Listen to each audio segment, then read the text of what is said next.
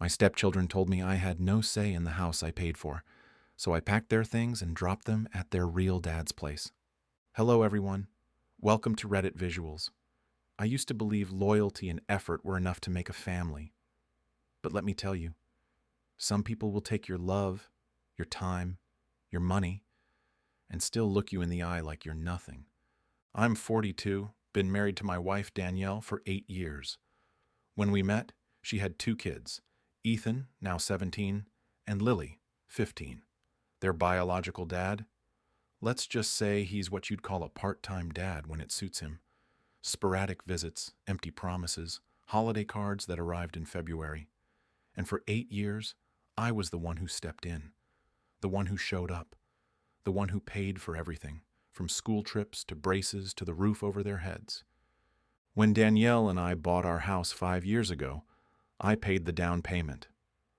Every mortgage installment came from my bank account. Every bill, every repair, every piece of furniture.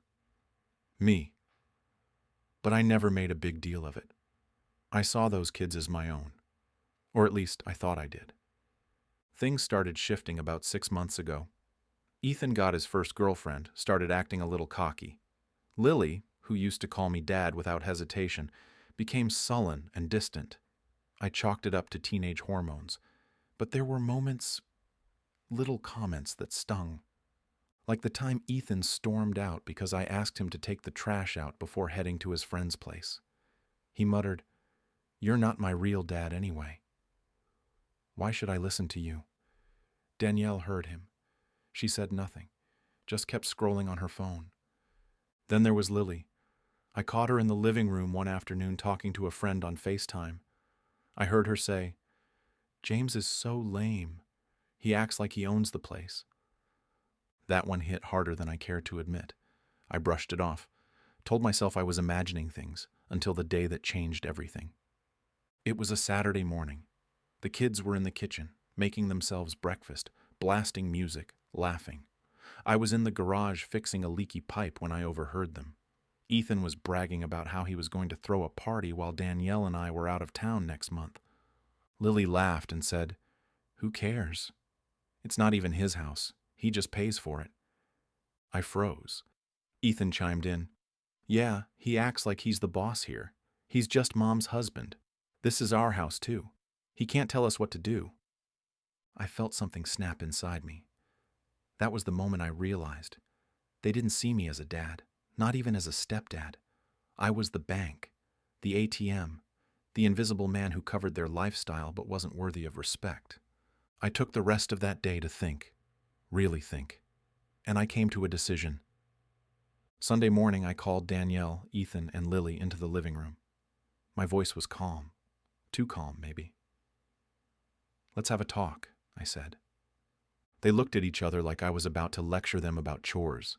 I didn't raise my voice. I didn't scold. I simply said, "You're right. This isn't my house. So here's what's going to happen." Ethan laughed. That teenage, arrogant laugh that makes your blood boil. "What's your problem, man?" My problem? My problem was spending 8 years pouring my heart and soul into people who saw me as nothing more than a paycheck. I told them to pack their things. Danielle stared at me like I'd grown a second head. "James, what are you talking about?" "You and your kids are going to go stay with their real dad. Since I apparently have no say in this house, let's see how he handles it." Lily's face went pale. Ethan tried to argue, but I held up my hand. "Save it. I'm done being the bad guy in a story where I'm the only one doing any good." Danielle started crying.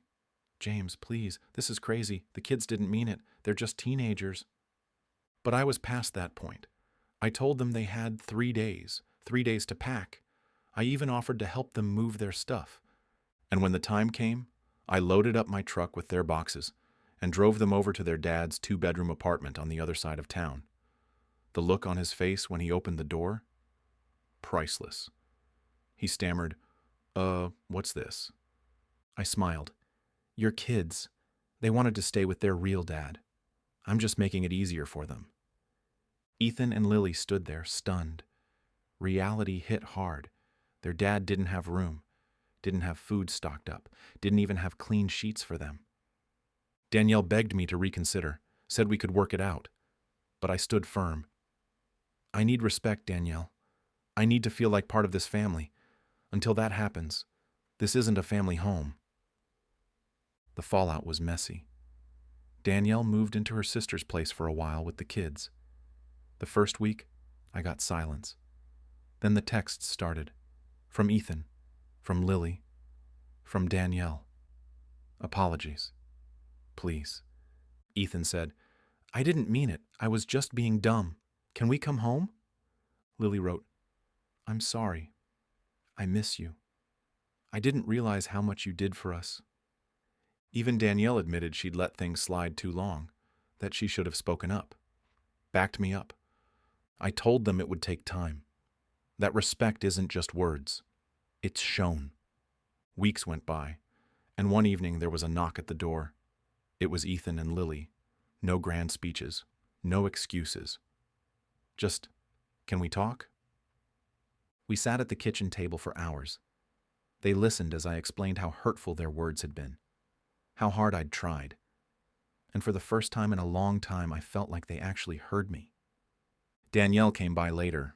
We talked too. Slowly, carefully, we started to rebuild.